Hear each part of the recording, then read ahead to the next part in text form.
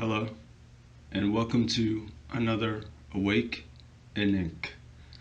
My name is Colin, and this is a recording of my journey as an aspiring artist. So sit back, relax, and enjoy. Today, I want to do a video request. This is a request from Don Nguyen, and Don asks what type of art I'm into.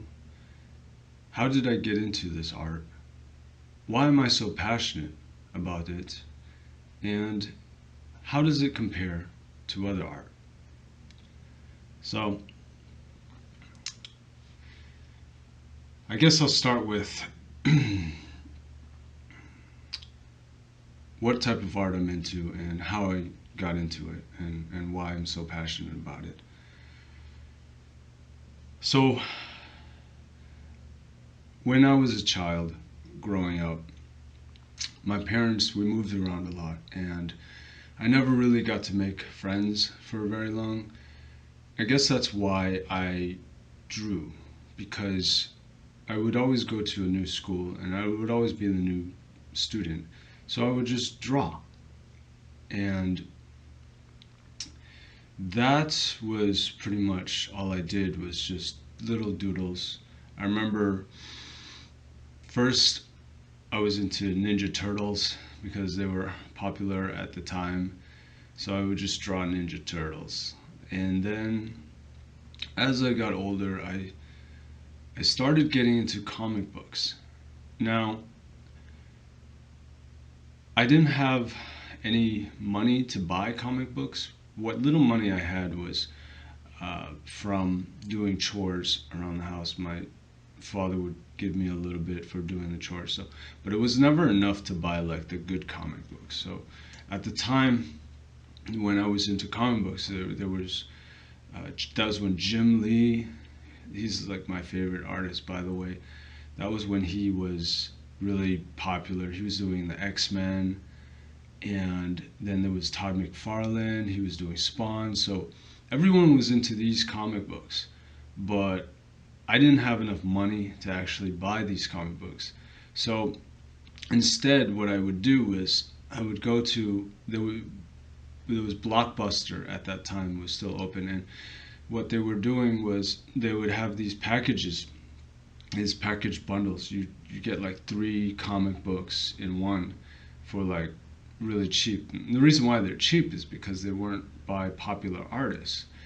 But for me, it was more about just getting the art. I didn't really care that I wasn't really like they just needed to be good enough. They didn't need to be like the best artist. They didn't have to be Jim Lee or Todd McFarlane or whoever. I just needed comics to get the artwork. And that's why I bought them. I didn't really care for their stories. I didn't read. I literally just went through the pages and just looked at the artwork. So it was interesting because growing up, my style, my influences are basically from artists who really aren't well known. But it's not that they're bad. It's just that they just weren't like as popular as they weren't like the superstars basically. But those are the artists that influenced me. These budget comic book artists. But I thought they were great, and I think that it's good that my art was influenced by artists who weren't so well known, rather than the artists who everyone knows, because then my art would be very similar to what everyone else is already doing. So that was basically my goal when I was a child. That was my dream. I said, I want to be a comic book artist one day. That's my dream. That's what I want to do. So I got as many comics as I could at Blockbusters, and I started building a collection, and it started to just draw with that influence in mind, I didn't know how to become a comic book artist. There's no like, nobody really tells you how they do it. So I just assumed, okay, this is what I want to do. And after a while, I had collected enough comic books that I didn't really need to buy anymore. I just started to draw on my own. So I started to draw a comic book. Like I created my own characters. Like I would create my own version of like X-Men, basically, or my own superheroes. And around that time, that was when my father, he found my comic book collection. So my parents, they really did not want me to be an artist, even though that was my dream. They, my father would get upset that I was spending my time reading comic books and drawing rather than trying to become an engineer or whatever, a doctor, lawyer, whatever. So when he found my comic book collection, he took it from me. He took all of my comic books. I must have had like 50 comics or something, and he took them all. And he told me, you know, he's gonna. He had a liquor store, convenience store at the time, and he told me he's just going to sell them. He's going to take my comic books and he's going to put them on his magazine rack, and he's just going to sell them. And so I just assumed like that was it. Like I got no more comics. I don't have any inspiration anymore. So now I have to go out and find other methods of being inspired. But instead, I just kind of I looked within. I taught myself. So I would get books. So this is around the time when I started having a job and stuff. And I knew I couldn't buy any more comic books because my dad would just confiscate them. So instead, I bought books on like lighting, um, shadows, just basically books on how to draw comic books. And it taught me just how to be an artist, not just how to draw comics, but how to just be an artist. Like I learned perspective, I learned all the fundamentals. I taught myself. And then when I got into, it was about the time when I needed to choose college or go to college. That was the time when I wanted to go to an art school, but I just, I had been so, I've been told so much that I couldn't be an artist that I had to choose a profession. And the other thing that I was good at was computers. So I thought, I'll just do computer science. So I went to school for that, and I was okay at it, but I wasn't passionate about it. So I did like 2 years of that, and I just failed. I flunked because my heart wasn't there. And so I left. I left college. I dropped out, and then I decided, well, I have to become an adult now, I guess. And that was the time when I just went to work. I worked just really crappy jobs. At one point, I had 3 jobs. I worked at Store 24, and then I worked at I can't remember the second job, but and then I also did a paper route. So I worked these really poor paying jobs, and I thought that was what it was to be an adult. I was, in my 20s or something. And after doing that for about a year, I was burnt out. And I looked at my life and I said, this can't be it. this can't be what life is. So it was then I decided, you know what? I'm gonna go back to school, but this time I'm gonna do it I'm gonna do what I want. I'm gonna learn art. And so I went back to college, but I went back for uh, I went to an art school.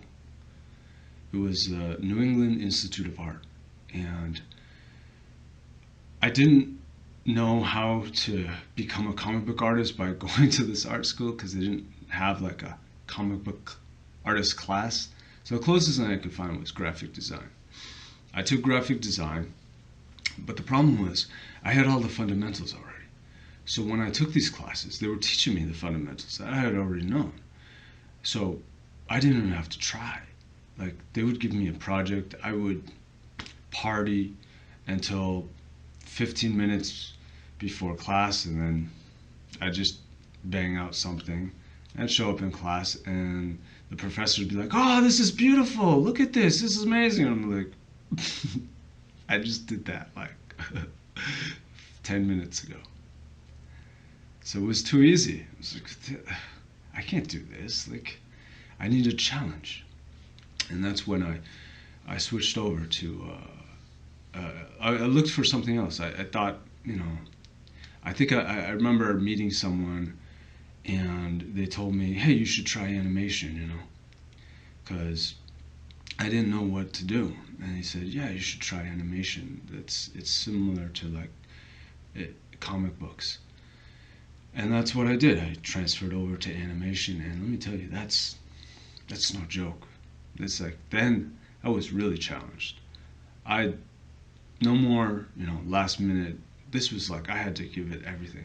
But what I realized was it really was like comic books, because animation is like the next step in comic books. It's like the evolution. It's like a motion. It's like a comic book in motion. So I kind of switched gears at that point. I realized like, well, I still want to be a comic book artist, but now it's like the next level of comic books. People don't really go to the stores and pick up a comic book anymore.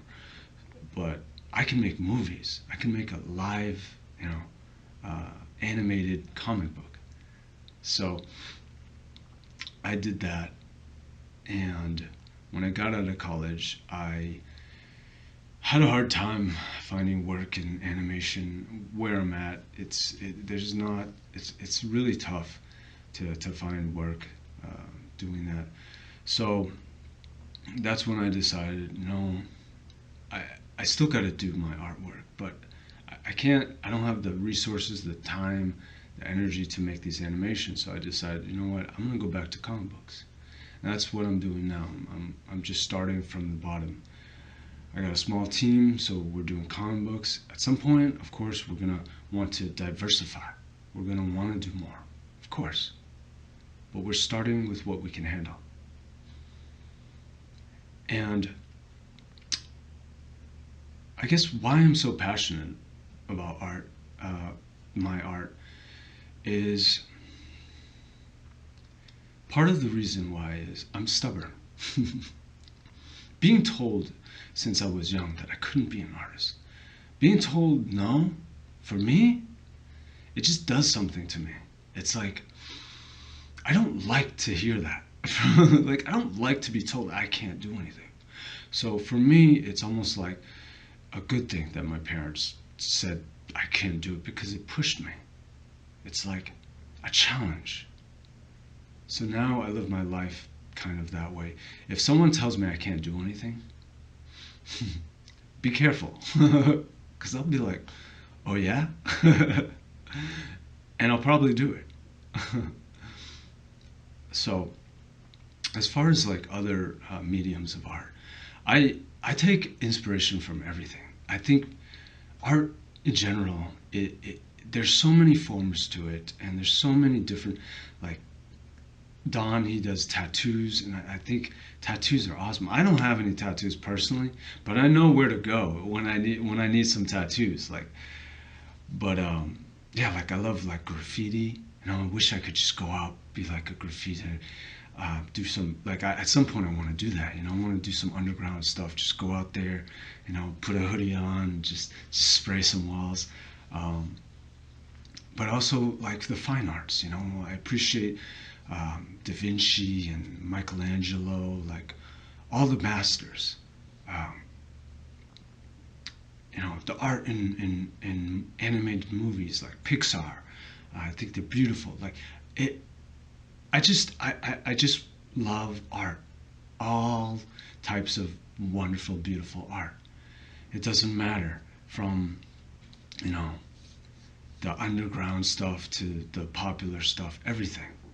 But what I do is my strength is comic books, and so that's what I do.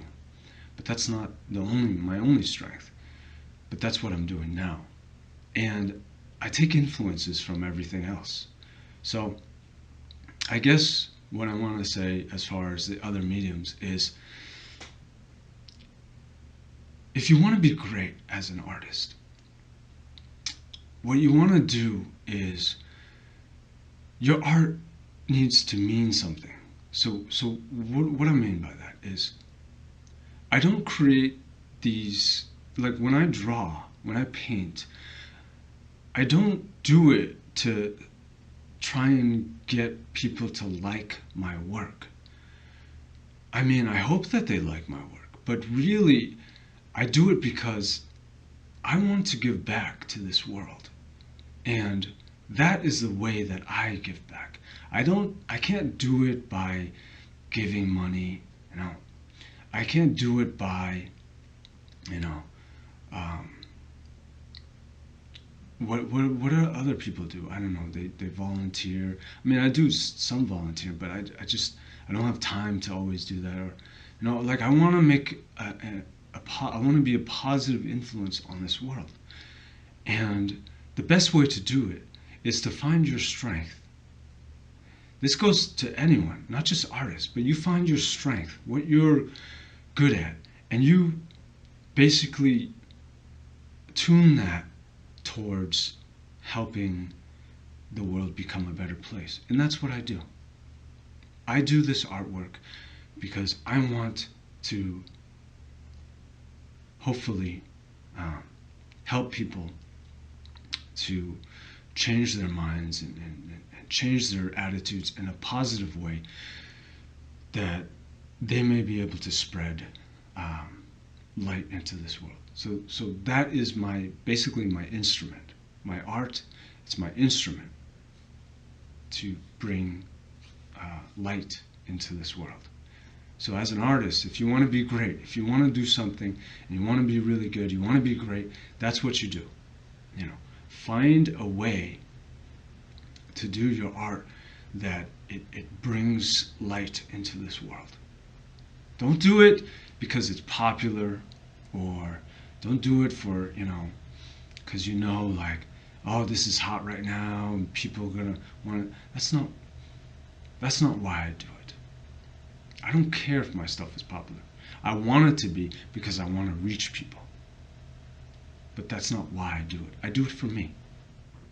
At the end of the day, I want to be able to say, like, I made something that I wanted to see, and I wanted to show the world.